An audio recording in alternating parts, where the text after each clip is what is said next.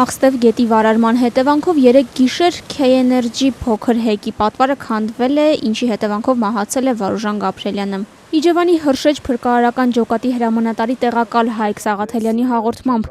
արտակարգ իրավիճակների նախարարության եւ Դիտավան գյուղի բնակիչների որոնողական աշխատանքից հետո հայտնաբերվել է հեկի աշխատակցի դին։ Հենապատը մոտ 30 մետր փլուզվել է։ Առավոտյան ժամը 9:15 դիակը գտնվել է մոտ հիդրոէլեկտրակայանից մոտ 5 կիլոմետր ներքև եւ 10-15 դին հանվել է փրկարարների միջոցով։ Հիմա այս պահի դրությամբ աշխատում են քննչական ծառայությունը։ Փոքր հեկերը համարվում են քիչ ռիսկային, հետևաբար չեն անցնում անվտանգության պատշաճ փորձաքննություն, կարծում է Էկոլուր հասարակական կազմակերպության նախագահ Ինգա Զարաֆյանը։ Բնապահպանը պնդում է, Տավուշում սողանքները շատ են, մինչդեռ հեկ կառուցողներն ուշադրություն չեն դարձնում, իսկ տեսչական մարմիններն աչք են փակում դրա վրա։ Հովիկ Աբրամյանի կարգադրմամբ արդեն մի տարի չի անցկացվում տեսչական ստուգումները, այնտեղ բացառություններ կան իհարկե, եւ գրված է բիզնեսի ավելի լավ, բարենպաստ գործելու համար։ Բիզնեսը պետք է գործի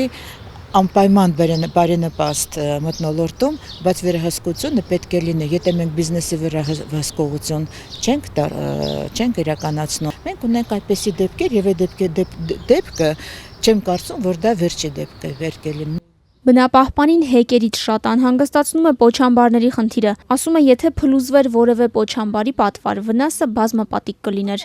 Իսկ պոչամբարների փլուզման վտանգ Զարաֆյանը նույնպես տեսնում է։ Շատ ավելի ծանր բան կարող է լինի, օրինակ պոչամբարների հետ կապված։ Մենք նոր վերադարձել ենք Սյունիքի մարզից եւ նայել ենք այդ տարբեր պոչամբարները եւ իմացել ենք, որ իրոք օրինակ Արցվանիկի պոչամբարը սկսել է տեղափոխվել։ Էկոլուր հասարակական կազմակերպության նախագահը լուծում է առաջարկում։ Պետք է մոնիտորինգ անցկացվել եւ անպայման պետք է պատասխանատվության կանչվեն եւ այդ մարդիկ, որոնք թույլ են տվել կոնկրետ խախտում եւ այն մարդիկ, որոնք ստորագրվել են այդ թույլատրվող այդպես կոչված փաստաթղթերի տակ։